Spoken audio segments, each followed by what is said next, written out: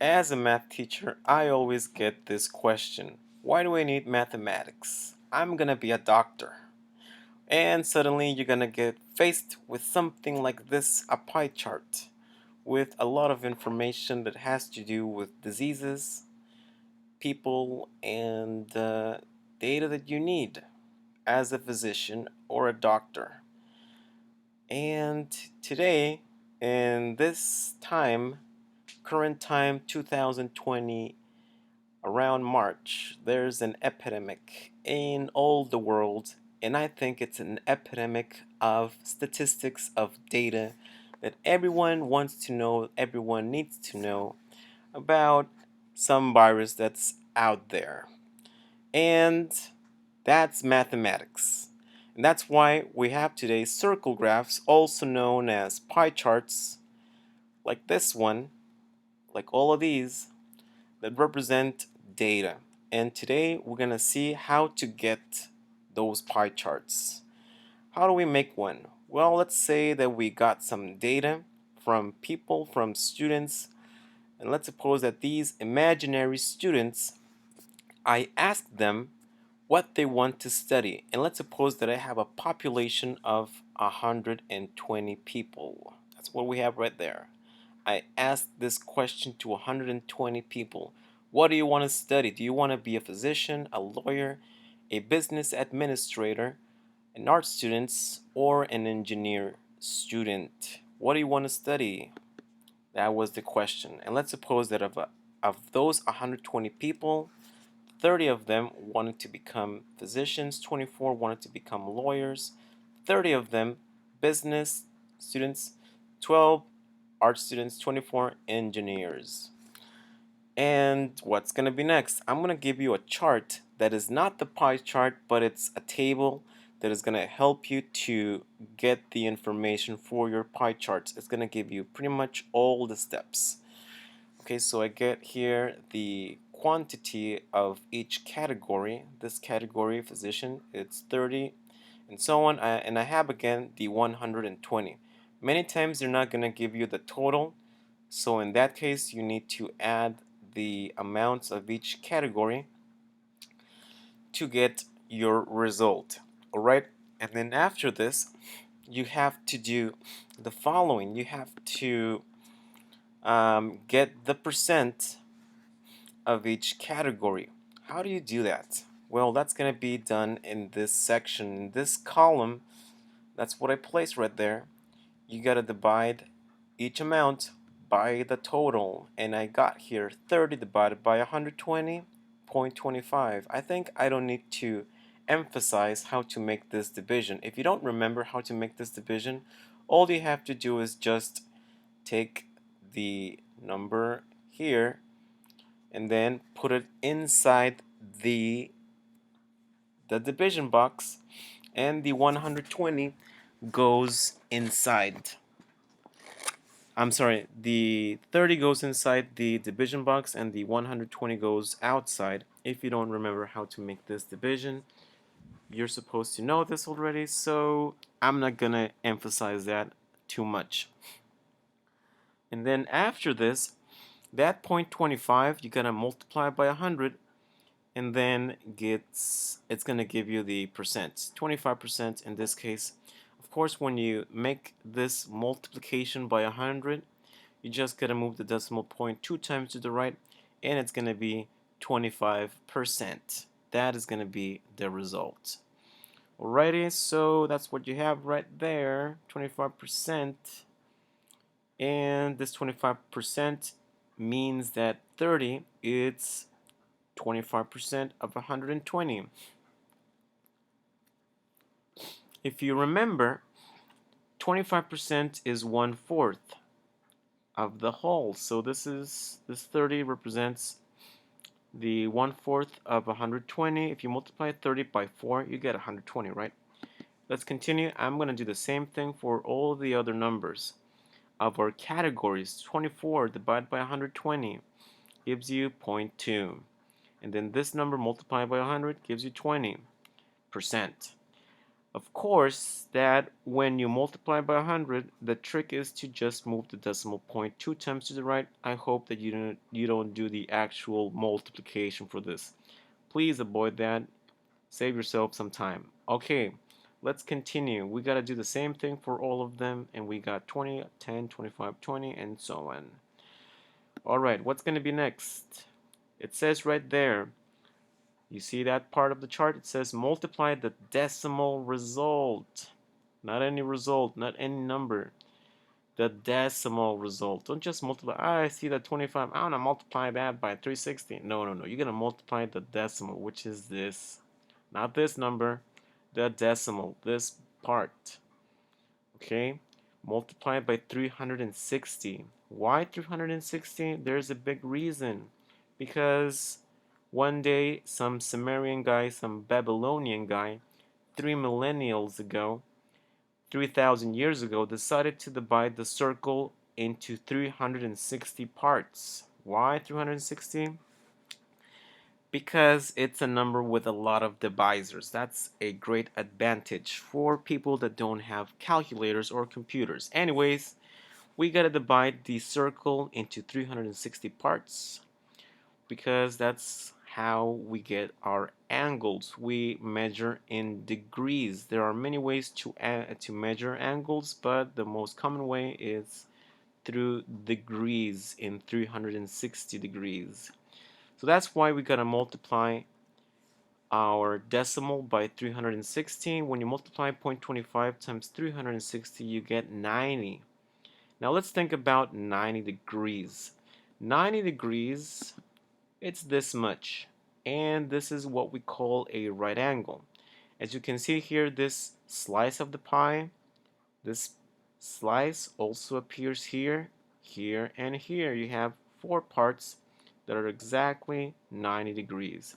And that is why 25% is the same as 90 in our pie chart. So 25% is going to be 1/4 of the pie chart, which is going to give us an angle of 90 degrees. Okay, 25%, which represents the 30 of the 120.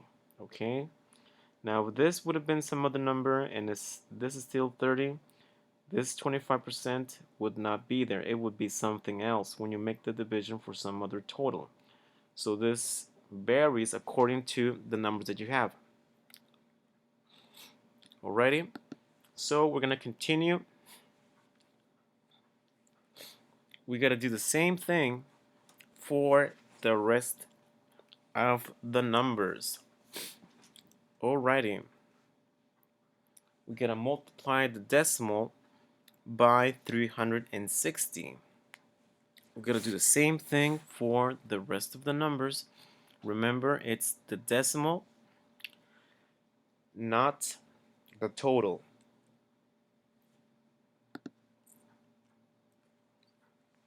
Not this amount. All right. What's gonna be next? I have to check. I gotta verify that everything is good by adding all my percents. When I add all my percents, I'm supposed to get 100%. And when I add all my angles, I'm supposed to get 360. So this is a way to verify that I did all the procedure correctly. If I add all the numbers here and I get 360, you're doing perfect. And if you add all the percents over here and you get 100, you're doing perfect as well. Now if you get 99 or 101 or 102, 98, something like that, you're doing good. Okay, because many times when we multiply by some decimals, when we make the division with the decimals, sometimes we lose the precision, so many times it's going to give us something that is a little bit less than 100%, or maybe also over here a little less than 360 degrees. And well, that's it for the chart. Now what do I do next? How do I get the circle graph, the pie chart? Well, first of all, I gotta draw a circle, of course, with a compass. Gotta know how to do that. So make a circle. Be very careful with that. And what do we do next? Well, we gotta take from the center of the circle, we put our ruler there, and then we draw a line. This is what we call in mathematics a radius. Well, you gotta start with that radius. You can put it here or wherever you want, but I like to place it right there because for me it's easier to start reading the protractor, which we're gonna use right now.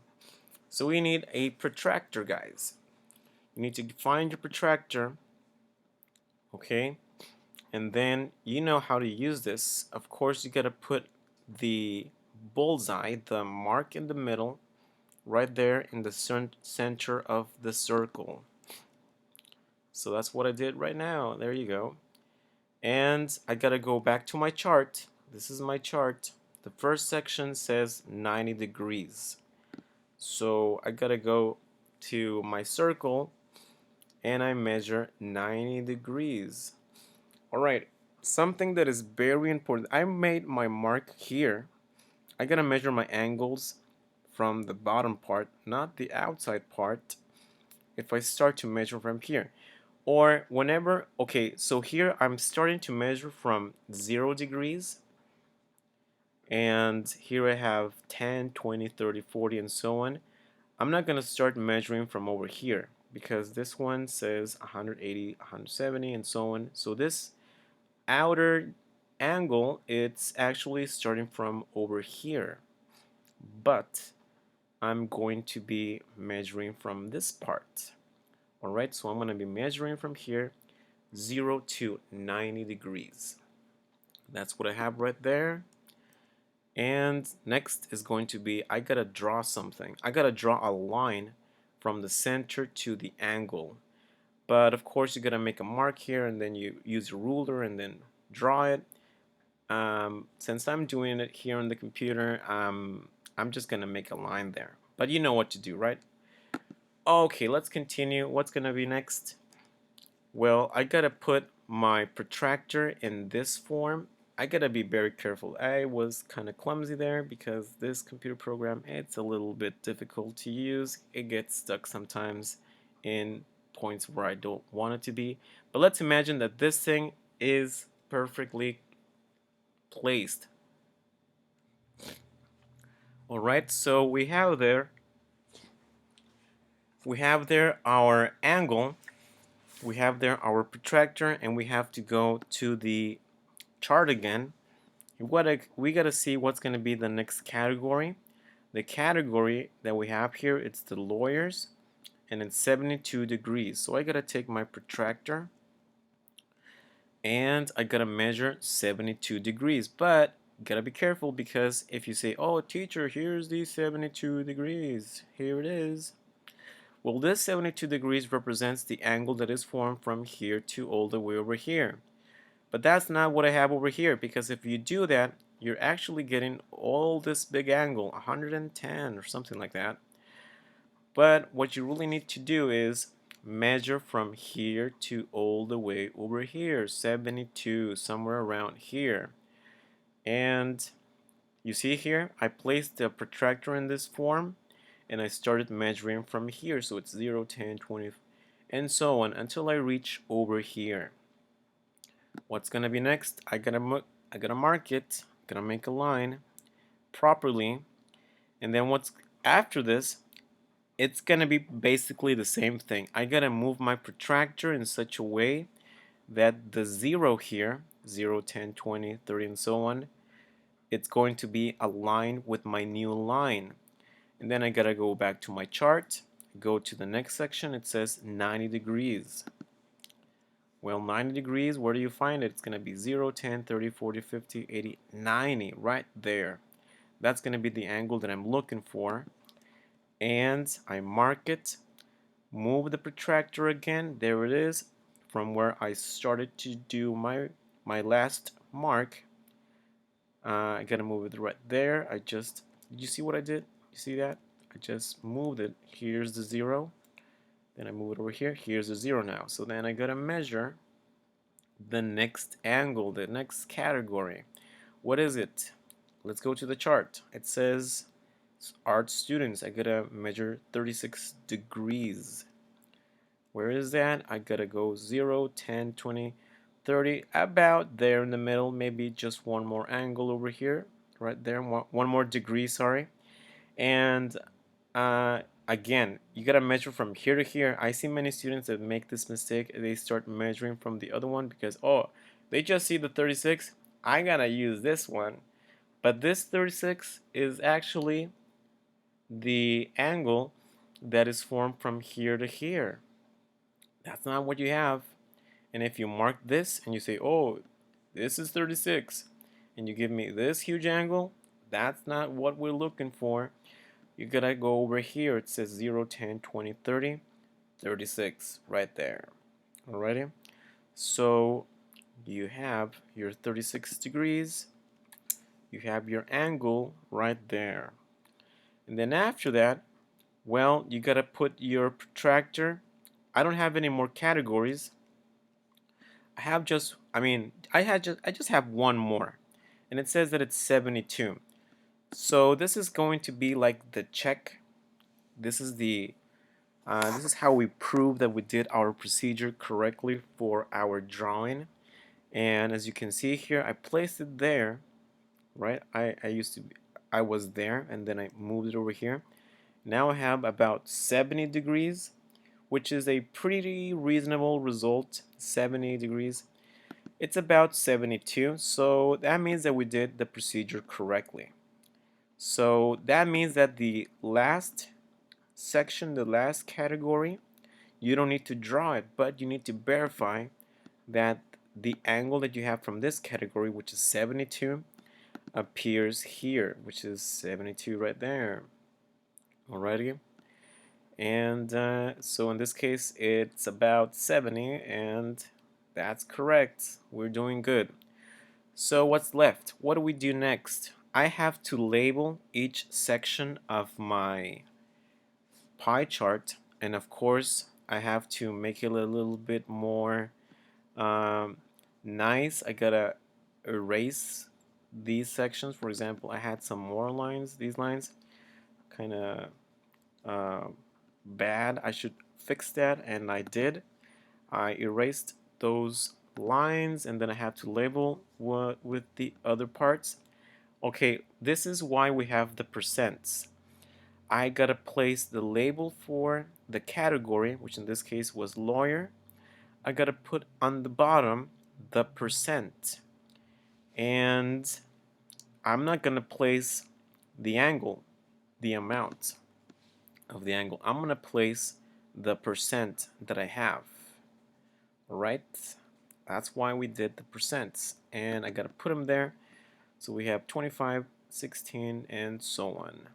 And as you can see here, it's pretty easy to see that most people here want to be physicians, right? I mean, whoa, this is 25%, this is 25%. And, oh, you know what? This lawyer, it's actually 25%, of course. There you go. So as you can see, 25% of people want to become physicians, 25% want to become lawyers, and engineers want to be, oh, of course, I gotta move this, gotta get this to 20%, of course, that's what we have from the chart. Lawyer, it's also something else, it's not that, guys, 20%, of course. Now, is it perfect? It's 10%, that's perfect. Okay, so as you can see here, these guys, 25% want to be lawyers or physicians, and 20 and 20% we got for lawyer. What? Lawyer? Wait a minute. Ah, this is business. Ah, that's what I meant. That's what I meant, guys. That's what I meant. Well, you got the idea, right? Physicians, lawyers. Got it right there. Gotta change that. Sorry. It's 25. There you go. So you got lawyers and physicians to be 25% and 25%, and you get your correct percents right there from the table. You see that 25, 25, 20, 20, 10. There you go. That's what we have right there. Alrighty guys, so if you have any questions you can send me a comment. Alright, you have a great day.